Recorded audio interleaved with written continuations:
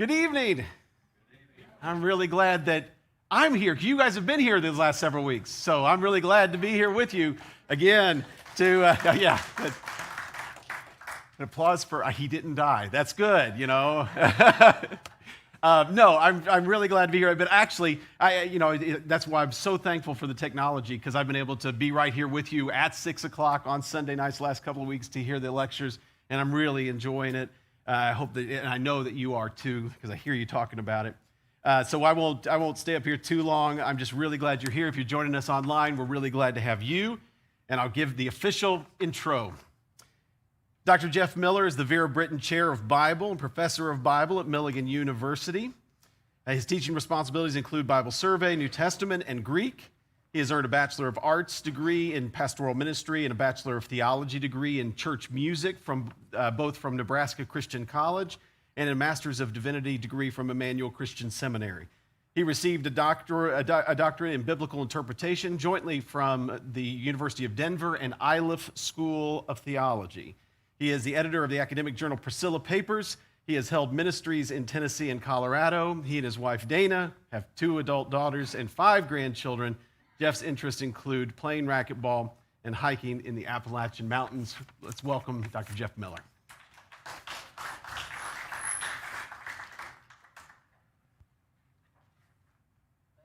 Thank you so much, Paul. Good evening, everybody. It's good to be back. Thank you.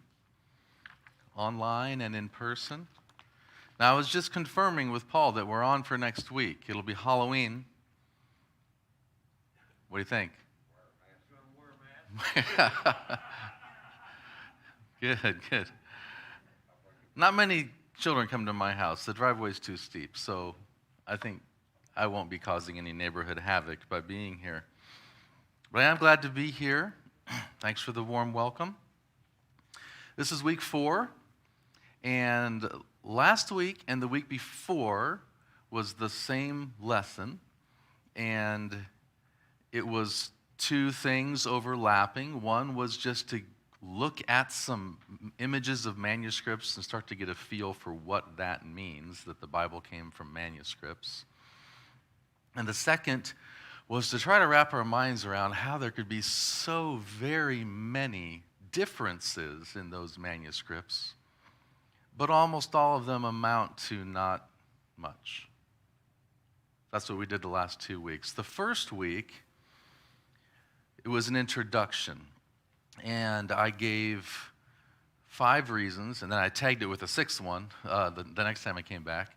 6 reasons that English Bibles differ from one another. We all know that they do. For years and years, you've been sitting in Bible study or church and hearing the Bible read from this translation while you're looking at this one, and it's normal to us. But at some point, take some time. We should take some time to ask, why is that the case? So I gave 6 reasons. One was that manuscripts differ, and that led to lesson 2 and 3. One was that language changes. One was that there's rich meaning that can't necessarily be captured by every translation. If the Gospels, for example, are so well written and so sometimes multi-layered, that the translator might not be able to capture every word image, every level, every teaching in one translation. So those were some of the reasons in week 1. One of those reasons, I think it was the last one I gave, was just simply translator bias. I think I tried to soften it a little bit. As a matter of fact, I've got it right here. What did I call it? I know what I meant. I meant bias, but what did I call it? Oh, I said translators' interpretations or assumptions or biases. That's the first week. Well, that's what we're going to do tonight. So that one leads to tonight.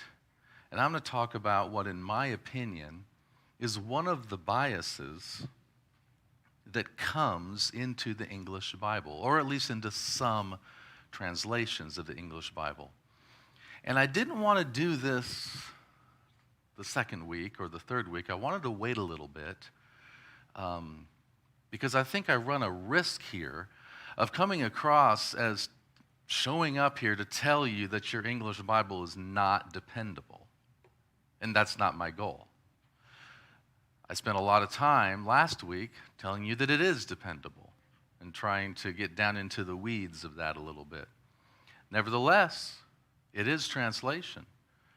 That translation does come from humans who sometimes bring their own ideas into it, for better or for worse. So that's an introduction to what we're going to do tonight. All right, if you've got the handout, it says, how much does it bother you? Now, you don't have to treat this like an actual question. You can. If you're just full of zeal and no shame, just raise your hand, that's fine. But you're welcome to treat these as rhetorical, ponder them for a minute questions, and you don't have to call out your answers. So number one, I'm in this big box on the first page, Matthew 4:19. I start with a really obvious example of what I'm going to be talking about the rest of the evening. Older Bibles say fishers of men. Some newer Bibles say fish for people. The two examples I've given there are both the New International Version. It was updated, revised in 2011, and that's one of the changes they made in 2010. In the previous 30 or 40 years, it said, "Come follow me, and I will make you fishers of men." And then in 2011, they changed it to, "Come follow me, and I will send you out to fish for people." And I'm just asking, and again, you can answer, but you don't have to, does that bother you? Does it bother you? Now, I got to be clear. I think that you might think I'm asking the opposite question of what I'm actually asking. Because it sounds like I'm asking, does it bother you that in 2011 they took the word men out of the Bible and put the word people in? But that's not what I'm asking. Thank you. Okay. What I'm really asking is, does it bother you that the word men was there for centuries when that's not what it says? It quite literally does not say in the Greek language, fishers of men. They, like we, have a word for people, humans, and a word for men, males, and this is the word for people, humans. I have nothing critical to say about the King James Bible, translating that as men. I wasn't around 400 years ago to jump their case or to weigh in. I understand that 400 years ago, men meant people to a lot of people. I understand that it still does today, to a lesser degree than in the King James era. But I just want to be clear that what I'm asking, rhetorically, is, does it bother you that the NIV 1984 and the King James and the RSV and the American Standard Bible and the New American Standard Bible and the English Revised Bible and on and on and on, almost all of them say men when it's not men? Now, over on the left, you see the number 3. That's there because this verse is in Matthew, Mark, and Luke. And I'm just doing a little math. 3 times in your New Testament, if you're using one of them that does this, the word men is there, but I don't think should be there. And so what I'm asking at this point is, does 3 bother you? Let's go on to the next row. The word Philadelphia occurs in the New Testament in Romans, 1 Thessalonians, Hebrews, 1 Peter, and twice in 2 Peter, 6 times. All 6 times, most English Bibles translate it with the word brother in it. I mean, to us, it's a city in Pennsylvania, but to them, it's a word that means a particular kind of love. It's just a word that means love. The Phil part at the front is love, and the Adelphia Ask anybody and they'll tell you means brotherly, the city of brotherly love, right? However, if you asked somebody in first century Greece what Adelphia means, they wouldn't associate that with brothers more than sisters. They wouldn't think of this word as brotherly love more than they would think of it as sisterly love. They would think of it as family love. To a certain extent, friendship love, to the extent that friends can be like family. And if you ask them, if you press them, but no, look at the word parts, they would go, yeah, I don't know what you're talking about. The Adelphia doesn't mean brother any more than it means sister. So the reason it says 9 over in the left-hand column is because now I've noted 9 places where most English Bibles have a masculine word, even though the Greek text doesn't. I'm just wondering if that bothers you. But let's go on. Let me insert a quick story here. I was at a church, not in the Tri-Cities, nobody you would know, perfectly good people, but nevertheless, I overheard a conversation, and I thought, I got to listen to this. You know. This was in 2011. And I heard a conversation with a group of people at this church. They were pooling their money to buy all the New International Version Bibles they could get their hands on. This was in Baltimore, a lot of Christian bookstores in a big city. And I was amazed that they were gathering their money and going to go hit all the Lifeway stores to get the NIVs, because they had heard that the NIV 2011 was going to appear very soon and be on the shelves. You wouldn't be able to buy the older one, and they thought that was terrible. It's going to be a liberal Bible, because the one thing that the internet will tell you about the NIV 2011, even though they made a lot of changes, the one thing the internet will tell you pretty quickly is that they changed a lot of the gender language. Person instead of man, and sibling instead of brother, that kind of thing. Well, I didn't talk to those people. I didn't know them, and I'm not very bold, so I just went on my way. Let's go to the third one here, 1 Timothy 5:4-8. The King James says, "But if any widow have children or nephews," now nephews is underlined there and in bold because apparently, wait, this was in the notes, this was in the first week. I borrowed this one from there. Nephews meant descendants in the 1600s. And then in verse 8, there's a his and a he. And in 1984, the NIV, and when I say 84, it was also 83, 82, 81, all the way back until whenever it was, I think, 77 maybe, something like that, the NIV came out, maybe earlier. If you go down to the NIV 2011, same box, right in the middle of the page, anyone who does not provide for their relatives, and especially for their own households, that's more accurate. That's not less accurate. That's not wild and crazy 2011 NIV translators trying to push a social agenda. As a matter of fact, almost everyone who was not, I would not say everyone, but let's just say, maybe I shouldn't say almost everyone, I haven't counted, but the majority, the dominant trend of the people who translated the NIV 2011 do not think women should be preachers. They're a pretty conservative bunch.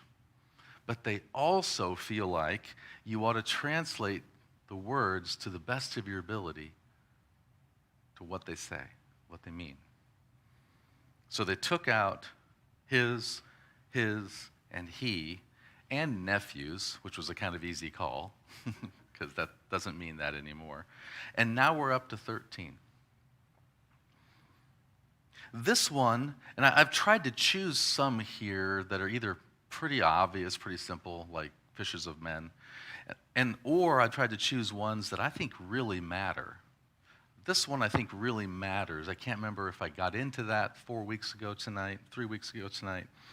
But I'll just say that there's a lot of men out there who feel like the Bible says that it is their responsibility to provide financially for their family, which of course it is. But what I mean is they feel like it is not their wives' responsibility. And they even might be shamed, embarrassed, depressed if their wife makes more than them. Because society has told them that that's bad. And it's based on the 3 masculine pronouns in this verse. 2 Peter 1:21. Let's go on. Let's take it up to 15. Many Bibles say in 2 Peter 1:21, "For prophecy never had its origin in the will of man, but men spoke from God as they were carried along by the Holy Spirit." This one I think is problematic because it's about prophecy. It's giving a description, maybe even a definition of biblical prophecy. And we're already in a situation where a lot of preachers don't give much attention to the Bible's women prophets, like Miriam and Deborah and Huldah and Anna and Mary and Elizabeth and Philip's daughters. And that tendency is only going to be much stronger if there's a verse in the Bible where someone can turn to and say, well, prophecy is done by men. And when the NIV 2011 changed that to human, forgive my redundancy, I just want to be as clear as I can. They were changing it toward what it actually says, not away from what it actually says. So now my rhetorical question is, does it bother you, or how much does it bother you, that there's 15 places in your New Testament where there's a masculine word in English, but not in Greek? Let's go on to 2 Timothy 2:2. Now, it's not just the NIV that does this, but it's such an easy example because it exists in 2 versions. And so it's easy to find. As a matter of fact, those are NIV 84s. And I checked your Pew Bible the first week I was here. I snuck in, and I think that those are 2011s. So I think what happened is you all got new Pew Bibles, didn't want to throw away the old ones, so here they are, which I wouldn't criticize that decision, right? So right here in the church, you've got stacks of 84s and stacks of 2011s. So it's easy for me to compare those two, but there's other Bibles, and there'll be some examples from other Bibles here that do both directions here. 2 Timothy 2:2, back to the page. "These things that you've heard me say," says Paul, "entrust to reliable men who will also be qualified to teach others." That's not the word for men. That's the other one, the word for people, humans. And so when the NIV 2011 translates it people, even though a lot of those translators don't think women should be teachers of adult men in the church, they're just simply trying to be fair to the text. They're doing the right thing. The English Standard Version, 2002, very popular evangelical Bible, says men. The Christian Standard Bible, produced by the Southern Baptist Church in 2017, says men. The NIV 2011 is to be commended. One reason, in my opinion, that they're to be commended is that the NIV is $1 billion business. And Zondervan knew when the translators said to them, hey, we would like to revise this in a certain direction, they knew that that could cost them an enormous amount of money. And they could have said, no, we won't do it. So I appreciate that Zondervan Publishing risked, made a big financial risk. I have no idea how that's playing out for them. I don't have access to that kind of information. Bottom of the page, Revelation 11:9. I just think this one's kind of interesting. When Revelation has a vision of the new Jerusalem, the new heavens and the new earth, and says that it will represent every people, tribe, language, and nation, John, the author, is obviously trying to be broad, inclusive. But some Bibles preface it with the word men. And if they did that 400 years ago, like I said earlier, I'm like, okay, I understand. That's your language. But if they did it in the 70s, when the NIV was first made, I think I know what's going on. They're pushing back against another thing that was going on in the 70s. I believe we called it women's lib. So at the bottom of the page, we're up to 17. And my rhetorical question is, does it bother you that 17 times your Bible, depending on which one you use, that Bible, has a masculine word in English, and it doesn't have one in Greek, and it has led lots and lots of people to think that it does, to the point that when they change it back, I got friends in Baltimore who pool their money and buy the old one. Like, what are we going to do without the Word of God? You know? Oh, the color copier again. Thank you so much. First Pres is putting out big bucks for my handouts with the color copies.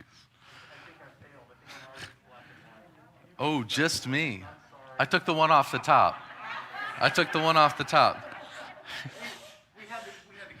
You probably saw that and thought, oh, stop it, push the wrong. Okay.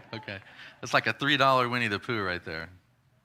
Okay, well, the little face at the top, it's the best I can do with clip art. It's like open eyes, gaping open mouth. This chart is complicated. It's going to take me a while. You're perfectly capable of understanding it, but nevertheless, it's a lot of numbers. So here's what the chart is, and it's designed to make you look like that little face. Like, you got to be kidding me. I won't know because of your masks whether I succeed in that. Okay, so with the help of Bible software, I'm able to tell you that the Greek New Testament has the word woman in it 215 times. I didn't count them, I just typed that into my search bar. 215 occurrences of the word woman. Making a mess. And the reason it says woman, wife, over on the left, is that there is no Greek word for wife. So sometimes that same word will be translated wife. But when I searched for it in my Bible software, I just simply typed in the Greek word for woman, and it cranked out 215. The word for man is 216. And you can imagine how excited I was when I saw that. Like, man, so close. It would have been just a statistical adventure if it had been the same number. But it's really close, so it's essentially the same. Now, I know that there's pronouns, he and him and her and his, and this doesn't mean that women are spoken of the exact same number of times as men are, but I'm looking for some ways to think about this and to explain it. So I'm just setting aside brother and father and mother and sister and he and his, and I'm just going to talk about the word man and the word woman for a few minutes. 215 to 216. The King James adds woman 36 times. So in the bracket, in the parentheses there, it says plus 36. And I so hope that I'm right, that 215 plus 36 is 251. Is that right? Yeah. Whew, it's close. Now, I have no problem with them adding 36 occurrences. It's translation, Some of you know Spanish or French or something, and we all kind of know that when you go from one language to another, it's not word for word. And so you have to flesh things out. And it's not a big surprise that 36 times the word woman shows up in the English Bible and it wasn't in the Greek Bible. They're probably all entirely appropriate. But I think you see where I'm going. I even put it in bold. The King James has the word man 1,356 times, meaning that it has the word man 1,140 times, just the New Testament, not the Old, when it's not there in the text they're translating it from. I would expect that number to be 36, 136, somewhere. I would expect some occurrences of man, but I wouldn't expect 1,140 additions. And that is the reason that my Baltimore friends and my Johnson City friends and some of my family and some of my students at Milligan come at the Bible with the assumption that it is extremely masculine in the way it presents itself. But it's not. It is surprisingly not that way compared to a lot of other literature from ancient times. It seems that Jesus and the apostles pushed in another direction. So it's not Jesus and the apostles that give us this sense. It's the King James and the NIV. Two of the best-selling books of all time, the King James and the NIV. Now, once I got my mind wrapped around this software game, I just started checking out Bibles, the New American Standard Bibles in the next column. And it's been updated a couple times. So I've got the 77 and the 95. There's also a 2000, but I didn't. This chart's older than that, so I didn't add that. The reason I included the New American Standard Bible is because it's regularly said that it's the most literal. Some people strongly prefer the New American Standard because, in certain ways, it's the most literal. For better or for worse. I mean, there's some pluses to being very literal. There's some minuses to being very literal. But in this case, it's not literal because they added man 878 times. Now, if you go to that woman-wife row and look at the parenthesis, like just all, you got plus 36, plus 35, plus 34, plus 26. Do you see what I'm doing? I'm going from left to right across the woman-wife row. It looks like a lot of Bibles, not all, but a lot of Bibles have added woman or wife in approximately the same number of places. There must be about that many places where it just kind of needed to be there to make sense in English. But you don't see that in the man-husband row. We apparently don't need the King James's 1,140 extra ones. Because if you go over, for example, to the NIV, 2011, it's on the negative side. This math is going to explode my brain, but apparently there's 1,356 minus 93, whatever that is. That'd be 1,256 plus 7. So I'm on the right track here? 1,263, I think, something. Apparently there's like almost 1,300 fewer occurrences of man in the NIV 2011 than there is in the King James. So I put this challenge before you, if you are so inclined. Open up the NIV to any page tonight, just whenever you've got the opportunity. Just open up, read a chapter, read a book, read Timothy, read a parable of Jesus or anything, and see if you feel like it doesn't make sense. It seems like if you took 1,300 occurrences of the word man out of the Bible, someplace it ought to be a little choppy or a little unclear, or bad grammar or something. But what you'll find is that's not the case. It's perfectly sensible English. It makes sense. It communicates God's word, Christ's teaching. So we don't really need all these masculine man words.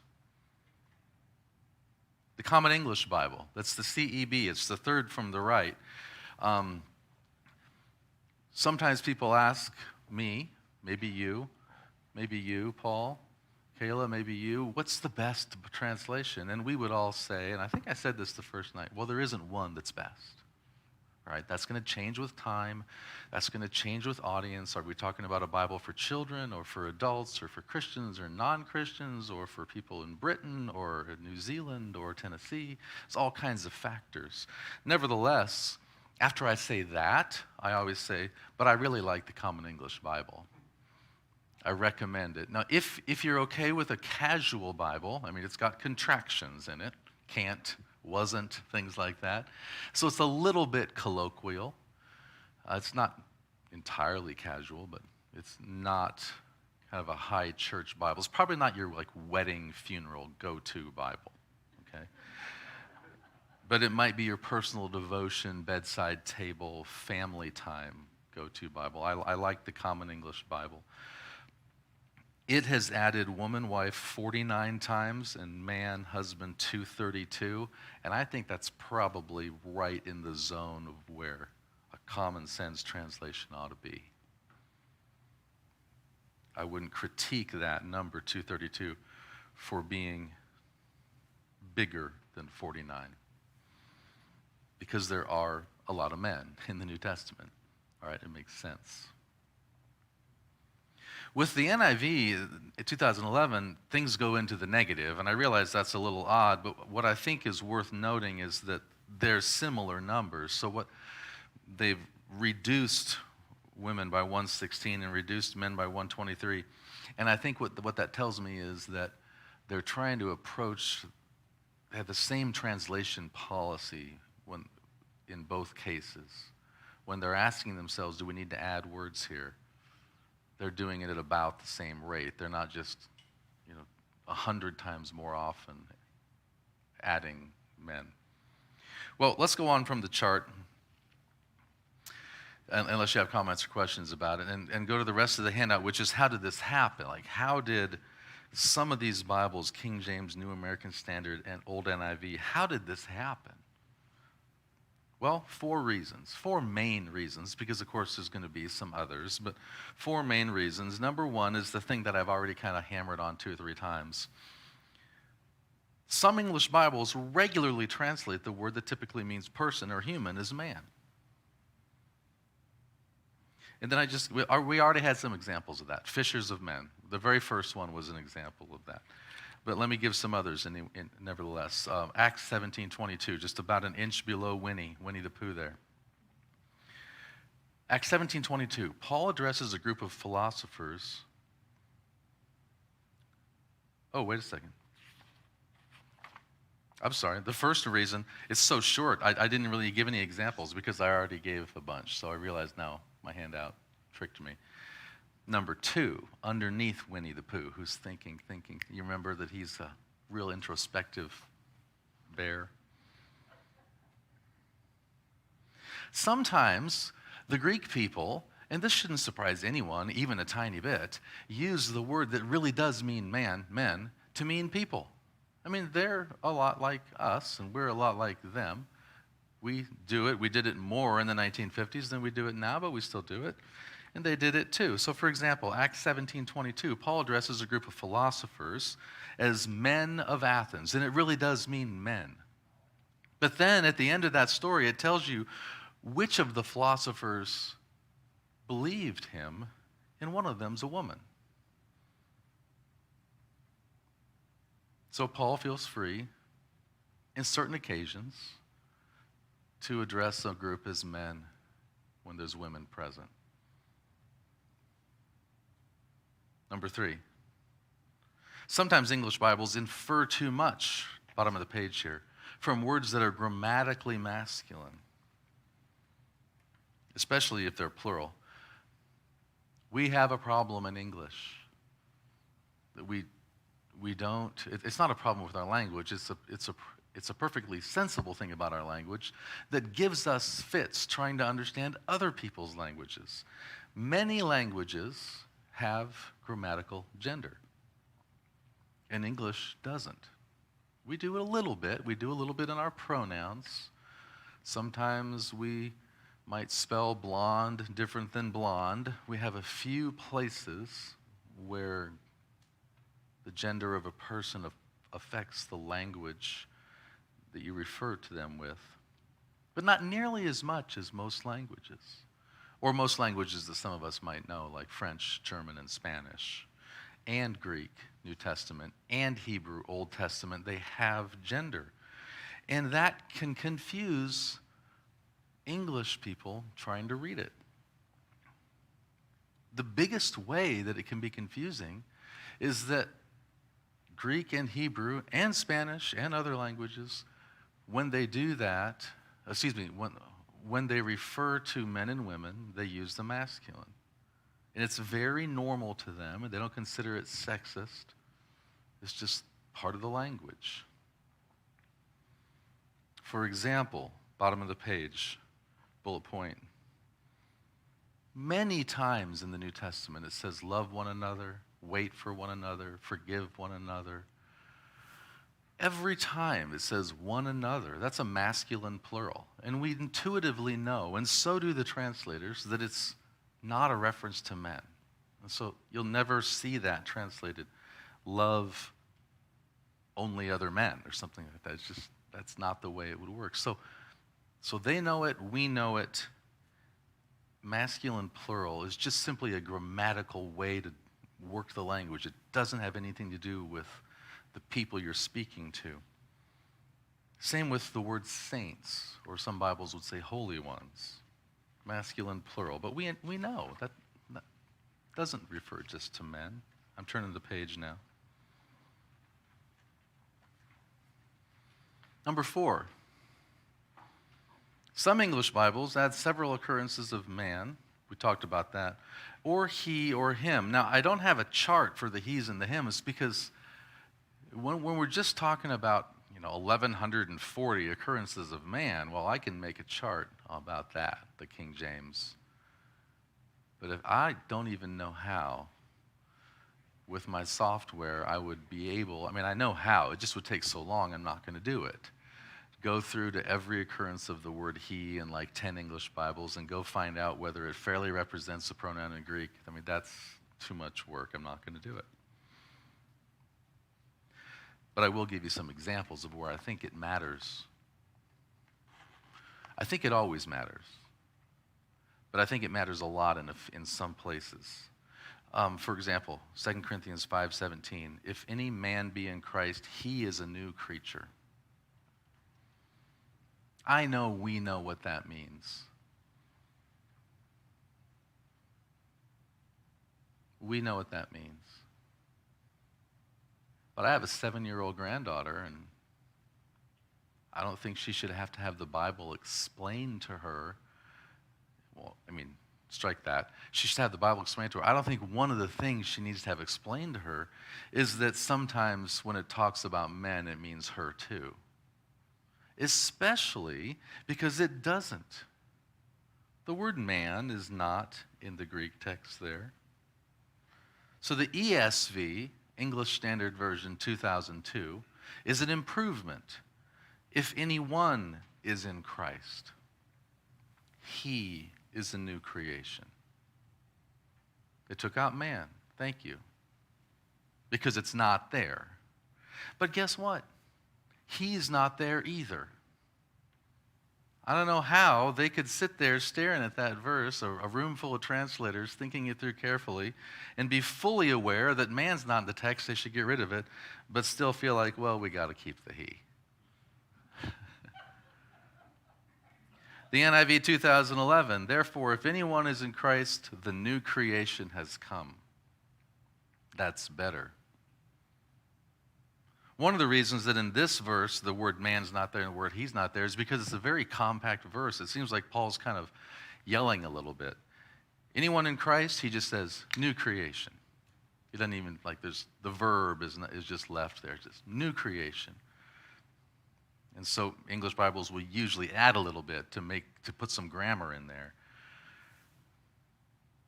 but sometimes to put some gender in there as well.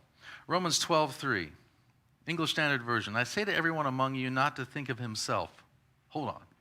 I say to everyone among you not to think of himself.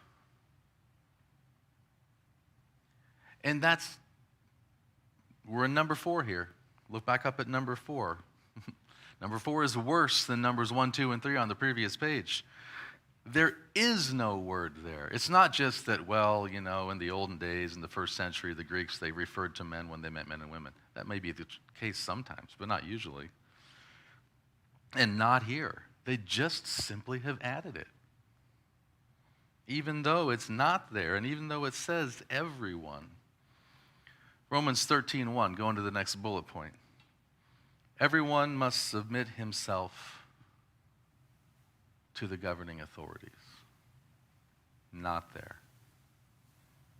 And would that sentence be any worse if it just said everyone must submit to the governing authorities? Well, you haven't lost anything there. And it is what it says. It is what it says. Here's an interesting one. James 2:15 and 16. Suppose a brother or sister. Now that's what it says. Okay, usually when a modern Bible says brother or sister, it's translating one word, a masculine plural,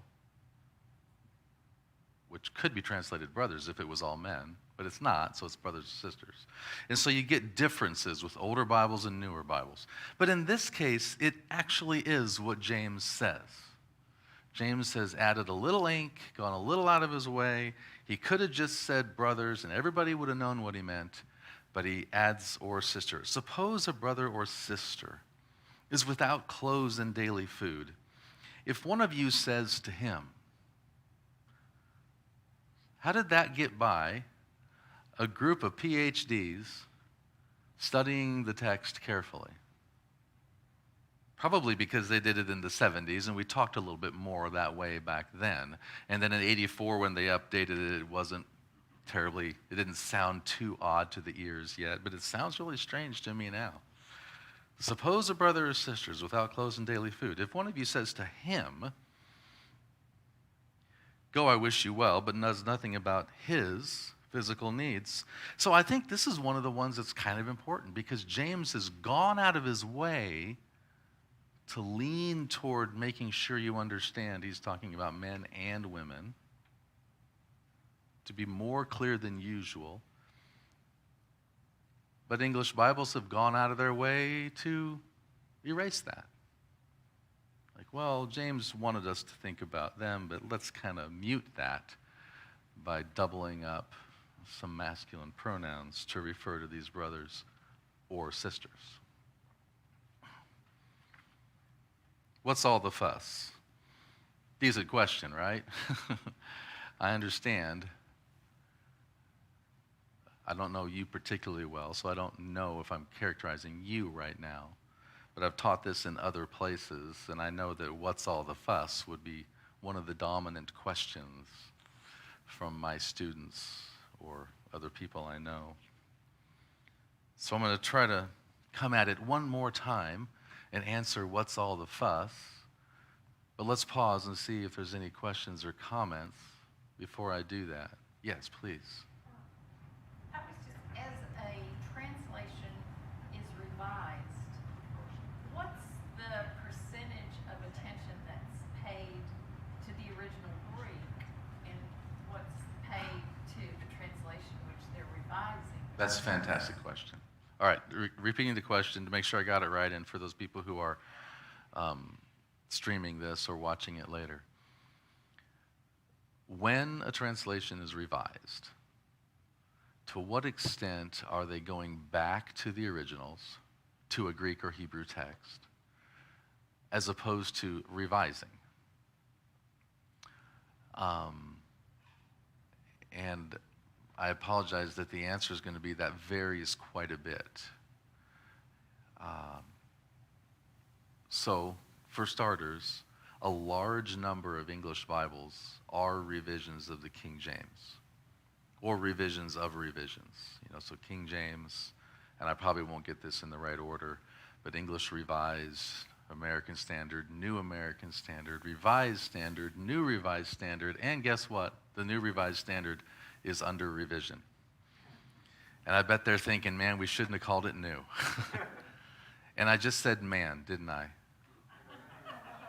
Which maybe that communicates that I'm not trying to be a stickler about these things. I know we all talk the way we talk.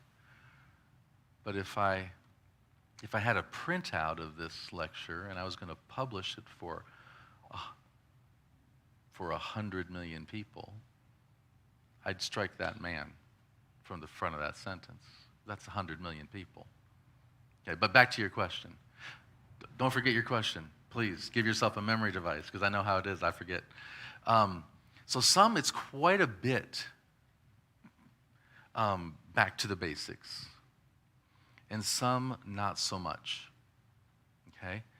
And I think that probably is a decision made by the publisher, sometimes a publishing house like Zondervan, but sometimes a denomination or a Christian organization like the World Council of Churches or something. So they will start off with a plan. They'll say, now here's what we're going to do. The translators themselves will very much want to go back to Greek and Hebrew. They will to the extent that the project plan allows them to. And so there's a big, that's why it's such a good question, because there's a big variation there. I think, and I don't really know, okay, I'm telling you what I think. It's not like I'm on the phone with people who wrote the ESV. I think the English Standard Version is very much a revision of the Revised Standard Version. I don't mean that they don't know Greek and Hebrew, or they didn't consult it, but I mean they've got the Revised Standard right there on their computer screen. And they're only changing what they feel like needs change. Well, okay, that's archaic language, let's make a change. And the NIV 2011 is very much the NIV 1984 revised. So they're not very often are they going to rework a passage or a paragraph or a verse. It's going to be word for word the same except for a few little things, right? So that's usually the case. But then there's other cases. The New Living Translation would be a good example of what I'm about to say. The New Living Translation started off, let's just revise the Living Bible. But then they were revising so much that they kind of got a new charter. It's like, and they intentionally put the word translation in there, New Living Translation, to try to communicate that they were doing something new, because the Living Bible is more of a paraphrase. That's a different topic. So back to your question. It's a spectrum, and thanks for asking. Do you remember? I was wondering, Jesus referred to himself as the Son of Man. Uh-huh. And would that, the Greek translation be, I am the person of humanity? Now I got to tell you, I looked at the clock and I thought, I'm early for once. I should leave time for questions. And I don't know if I should have done that, because both of these, I really appreciate that you're engaged with the topic, okay? I mean, understand now, this is being recorded, understand now that in my daily life, there are people sleeping in the room, okay? And I've just come to know that and not be offended by that. And so the fact that you're so engaged, and good question, that is probably the hardest. That is definitely the hardest phrase to translate. Son of Man is the question. Son of Man. If you're trying to produce a Bible like the NIV 2011, like the Common English Bible, like, to a lesser extent, like the New Living Translation, like the New RSV 1989, if you're trying to produce a Bible that minimizes, let me say that differently. Gender accurate is the word I'm looking for. Gender accurate means, in terms of translation, that when Matthew, Mark, Luke, John, and Paul are referring to men, then we should refer to men. When they're referring to women, we should refer to men and women. When they're referring to both, we should refer to both. We should be accurate, okay? So when you're trying to do that, that's part of your reason. Son of Man is just really difficult. And probably the first reason for that, these are going to be tandem reasons, is that it's so common. Like 100+ times in the New Testament, the Son of Man. It is beloved. It's in artwork. It's in sculptures. It's in our prayers. It's in our liturgies. It's weird enough to just say fish for people, isn't it? Right? If you grew up reading the Bible, fish for people sounds a little odd. And you just have to get used to it. I would contend that fishers is a little odd too. Fishers, Indiana, though, right? But still, other than Hoosiers, fishers is not a word we use. So if fishers and fishers of men and fish for people, it just is going to hit the ear oddly enough for some people to go, well, I'm not reading that Bible. Then Son of Man is just going to land on the Christian conscience hard. So here's my quick, not very quick summary of the situation. And a lot of you will know a lot of this, and I appreciate that. Son of Man means human being. Before Jesus, the phrase Son of Man was probably used, hundreds of millions of times just to mean person, human being. And so when Jesus said it, it was cryptic. His readers would have thought that's a little odd. He's referring to himself as the human, the person. But after he said it hundreds and maybe even thousands of times, I think they started to catch on that he was not just being cryptic, he was being profound. And so Son of Man is a way for Jesus to refer to himself, focusing on his humanity. Notice I said refer to himself. No one else in the New Testament refers to him as Son of Man. It's the way he refers to himself. Son of God is the way to refer to himself, focusing on his divinity. And so the two phrases go hand in hand. And that's the second reason why it's so difficult, because if you change Son of Man and you don't change Son of God, then they don't form a tandem anymore. The two sides of Jesus' person, his character. Not his character like his personality, but his being. Now, the man part of both of those phrases is anthropos, anthropology. It's the human person word. It's not the male man word, which is now finally trying to answer your question, right? So, son of a person. But that's not going to work very well. Because it sounds funny, but also because it doesn't communicate what Jesus is trying to communicate.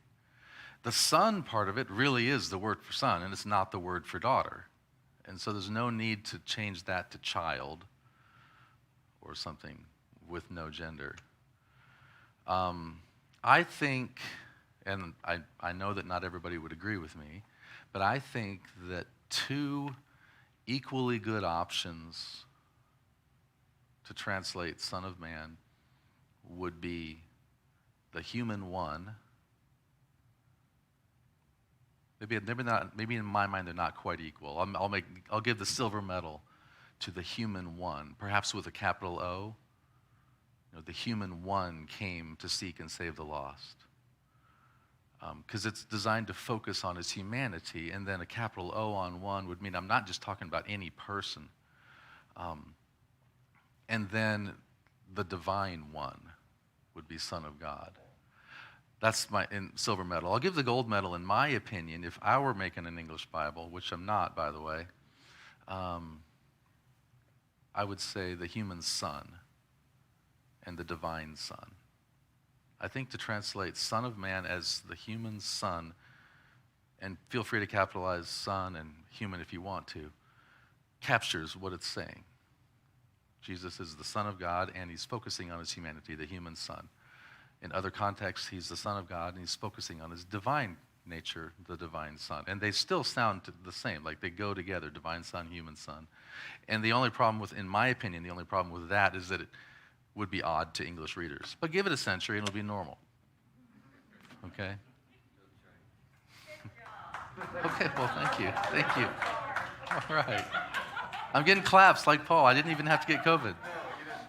Yeah. All right, let's go to the chart at the bottom of the page, because now we just got 3 minutes. It's working out great. What's all the fuss? Well, I stand before you as somebody who actually accidentally said man a little bit ago, right? So I'm not a total stickler. And I say you guys sometimes. And sometimes I realize and sometimes I don't. And so I'm not trying to be a total stickler. And I realize that each of these cases is just one example of a lot of examples. And so there's not any one of them that's going to tip the scales and go, oh, that Bible just needs to change, or that's just going to offend everybody. So here's what I did. I really did do this. I said to a class about maybe 7 years ago, it was about 12 students, I said, class, name a chapter of the Bible that, as far as you know, of the New Testament, that as far as you know, doesn't say anything about men's roles and women's roles. It's not a marriage text. It's not a women should be silent kind of text or anything like that. It's just a chapter of the Bible. And somebody said Romans 14. I said, thank you. Because I'm trying to have a reasonably scientific study here, right? I don't want to be the one to pick the chapter, and I don't want it to be a particularly gender-interested chapter. So Romans 14 is what was handed to me, and I got out my Bibles and my software and my highlighters, and here's what I found. The word man or men is in the King James 7 times in Romans 14, and I'm only counting the times when it doesn't need to be there, when there is no occurrence of man or men in Greek. The NIV in 84 has it 11 times, the ESV has it 1, and 3 other Bibles have it 0. You can tell right away this is not a chapter that is necessarily about male people, otherwise there would be something in each of those. Brother, 560500, he, him, hold on, 33. So you understand the chart. What I'm saying is that a randomly picked chapter that is not about men and women and husbands and wives and who can preach and who cannot and those kinds of questions has 45 masculine words in the King James that it doesn't need. Several of those it literally shouldn't have, and many of those it just doesn't need. The NIV 84 has 38, the ESV 22, and you can see the numbers there. So I issued an invitation to you earlier to randomly open. I think this is you do that if you want to, but here's a better idea. Open up one of the zeros, the NRSV, if you have access to it, it's on the internet, or the Common English Bible, and read Romans 14, knowing that there's going to be 0 masculine words in there, and the King James has 45. And just see what you think. Read it and see if you feel like, well, that didn't make sense. Or they sure yanked a lot of personal language or masculine language or necessary language. I don't think you'll think that. You'll think, oh, that sounds like something Paul would say. All right? It won't come across as pushing a social agenda or being particularly liberal or something like that. It'll make sense to you. It'll be the Romans 14 that you've known for a long time. Okay? So that's what all the fuss is. The damage is done in the aggregate. It's cumulative. It's not just my granddaughters encountering a Bible that once in a while says men, and their teacher or their mom has to say, well, that's you too. It's my granddaughters encountering a Bible that, like somewhere in the neighborhood of 10,000 times, has masculine pronouns, brother, father, man, husband language that really doesn't need to be there. And in some cases is misleading to put it there. That's where the damage is done. And they just grow up assuming the Bible is only for them secondarily when it's not. Well, it's 7 o'clock. not 8. And you're all free to go. Thanks so much for your good attention. And we'll be back next week.